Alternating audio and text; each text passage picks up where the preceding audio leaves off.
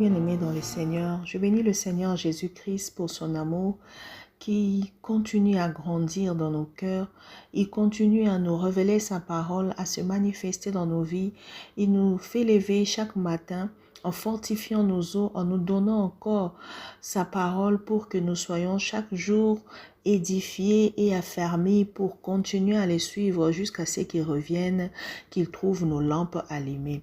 Bien-aimé, c'est une grâce de commencer sa journée dans la prière. C'est une grâce de méditer la parole de Dieu, car la parole de Dieu est la lampe à nos pieds. Nous ne devons jamais nous en séparer. C'est pourquoi on nous recommande de la méditer nuit et jour, afin que nous puissions marcher selon le commandement de Dieu. Aujourd'hui, nous allons partager la parole de Dieu dans le livre de Hébreux, le chapitre 3. Je vais lire à partir du 7e jusqu'au 10e verset. Je lis au nom de Jésus.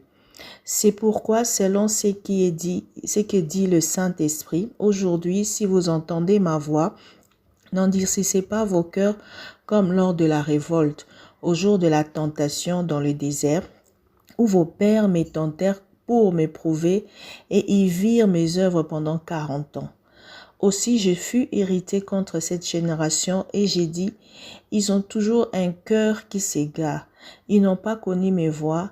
Je jure dans ma colère qu'ils n'entreront pas dans le repos. Bien-aimés dans le Seigneur, dans ce que nous venons de lire, nous avons vu que Dieu s'était irrité par rapport à son peuple. Et pourtant, il leur a manifesté ses œuvres pendant 40 ans. Et il les avait promis la terre promise, la terre des repos. Mais nous voyons ici, il a dit, à cause de leur désobéissance, je me suis irrité contre eux et j'ai juré qu'ils n'entreront pas dans mon repos. Raison pour laquelle aujourd'hui nous allons partager sur l'incrédulité peut empêcher d'entrer dans le repos de Dieu. Bien-aimés, nous devons nous exhorter les uns ou les autres chaque jour aussi longtemps qu'on peut vivre encore ou on peut encore respirer, afin qu'aucun de nous s'endurcisse par la séduction du péché.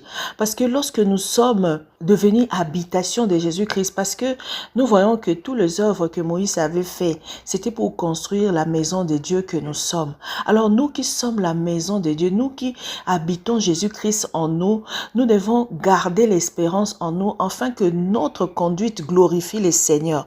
Mais si nous entrons dans la désobéissance à la parole de Dieu, si nous marchons dans l'incrédulité, si nous marchons contre sa parole, ne nous étonnons pas que Dieu puisse nous refuser le repos. Parce que ici il a dit d'Israël que regardez ce que vos pères ont fait. Vos pères m'ont tenté, ils m'ont éprouvé, ils ont vu mes œuvres et je me suis irrité contre cette génération et j'ai juré que toute cette génération-là ne vont pas entrer dans mon repos. Et pourtant, il était venu pour eux, il était venu leur libérer. Donc aujourd'hui aussi, Jésus-Christ nous a libérés. Aujourd'hui, Jésus-Christ à la croix a donné sa vie pour que toi et moi soyons libres, pour que toi et moi soyons réconciliés avec le Père. Alors faisons attention, au lieu que nous puissions entrer dans la gloire, dans le repos de Dieu, si après avoir été lavés par le sang de Jésus-Christ, nous continuons dans la vie des péchés, bien-aimés, ne t'étonne pas qu'un jour tu sois retrouvé en enfer.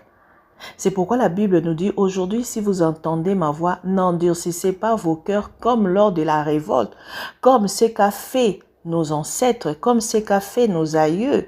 Bien-aimé, le psaume 91 nous dit, « Celui qui demeure sous l'abri du Très-Haut repose à l'ombre du Tout-Puissant. » Donc, aussi longtemps que tu ne veux pas t'asseoir sous l'abri du Très-Haut, tu ne pourras jamais trouver les repos. C'est pourquoi les repos est réservé aux enfants de Dieu. Les repos que Josué pensait à amener Israël, c'était pas le vrai repos. Parce que après cela, ils ont continué à chercher les repos. Ils ont continué. Israël pensait qu'en sortant de l'Égypte, ils entraient dans le repos, mais un grand nombre fut péri parce qu'ils ont marché dans la désobéissance, bien qu'ils ont vu l'œuvre de Jésus-Christ. C'est pourquoi la Bible nous dit dans Hébreux 4, 11, « Efforçons-nous donc d'entrer dans le repos de Dieu, que personne ne tombe par une désobéissance. » Parce que c'est la désobéissance qui nous fait tomber. C'est la désobéissance qui nous empêche d'entrer dans le repos. La Bible montre dans Apocalypse 6, 11, que tous ceux qui auront lavé leurs robes dans le monde ici, tous ceux qui vont se trouver dignes lorsqu'ils vont mourir, la Bible leur dit de cette personne-là, chacun d'eux avait une robe blanche qu'on leur avait donnée et on leur a dit que mettez-vous ici dans le repos de Dieu jusqu'à attendre tous vos compagnons de service. C'est-à-dire tous les chrétiens qui meurent pendant cette période et ceux qui sont morts avant, bien aimés, ils sont dans le repos. C'est pourquoi lorsqu'on montrait, Jésus-Christ parlait de l'illustration de la vie de l'homme riche et de Lazare, on a vu que Lazare était dans le repos de Dieu, dans le sein d'Abraham. Mais tous ceux qui périssent, tous ceux qui meurent parce qu'ils ont été dans la désobéissance, ceux-là, ils seront dans le tourment éternel. Il n'y aura ni repos pour eux, ils travailleront nuit et jour et ils seront toujours là à adorer la bête. Et ils seront toujours dans les tourments. Bien aimé, ce n'est pas cette vie-là que tu veux, j'espère. Ce n'est pas cette vie-là que tu veux. C'est pourquoi la Bible dit, si tu attends la voix de Dieu, n'endurcis pas ton cœur. Si tu veux qu'un jour tu reposes dans le repos de Dieu, il faudra pour toi de bannir l'incrédulité. C'est pourquoi même pour se reposer dans l'abri du Tout-Puissant, tu as besoin de faire confiance en Dieu. Tu as besoin de t'asseoir dans l'humilité. Tu as besoin de t'abaisser comme le Seigneur nous a si bien montré qu'il s'est abaissé pour qu'il soit élevé aujourd'hui au-dessus de tous les noms. C'est pourquoi, si tu aimes Dieu, sache que il va te protéger, il va te faire connaître son nom, il va te faire connaître sa parole. Et lorsque toi, tu l'invoqueras, tout ce que tu désires te sera donné afin que tu sois celui qui le glorifie. Parce que le désir du Seigneur, c'est que nous puissions le connaître, nous puissions être bénis par lui, afin que nous puissions glorifier son nom. Et il a dit, tous ceux qui m'aiment, je leur rassasierai des longs jours et je leur ferai voir mon salut. Bien-aimé, Jésus-Christ a dit, tous ceux qui vont tout quitter pour lui dans ce temps-ci, ils récolteront centuple et lorsqu'ils vont mourir la vie éternelle. Regardez combien Dieu nous bénit. Regardez combien Dieu nous fait des promesses. Alors pourquoi nous qui sommes participants à Christ, nous devons nous renier en marchant selon la chair? Pourquoi des fois nous regardons la chair? Pourquoi des fois nous regardons les convoitises de la chair? Pourquoi des fois nous nous laissons facilement berner par la chair au moment où la chair va passer? Mais Jésus-Christ ne passera pas. Soyons comme Paul. Paul, lorsqu'il a reconnu que Jésus-Christ était le Messie, il a dit, j'ai tout fait, j'ai tout abandonné pour gagner Jésus-Christ. Gagnons Jésus-Christ dans nos vies. Restons fermes et inébranlables jusqu'à la fin, afin que l'assurance que nous avons eue dès le commencement, lorsque tu as cru en Jésus-Christ, la Bible dit, si tu crois, tu seras sauvé, toi et ta famille. Si tu crois, tu passes de la mort à la vie. Que cette vie-là s'accomplisse au temps où le Seigneur viendra.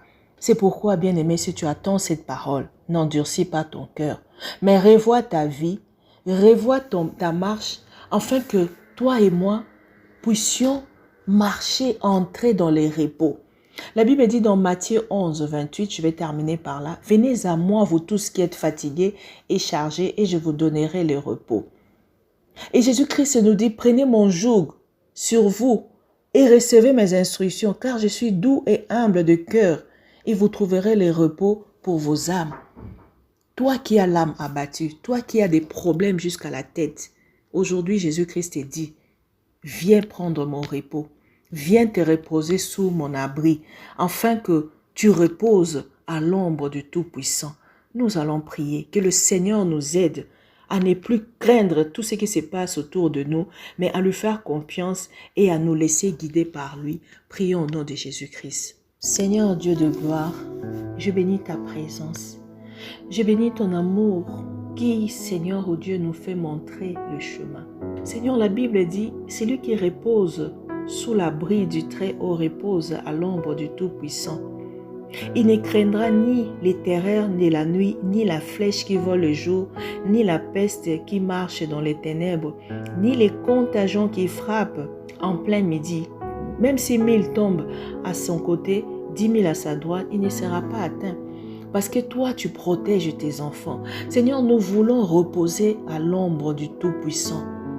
J'aimerais que, Seigneur, oh Dieu, que nous puissions garder nos yeux fixés à toi.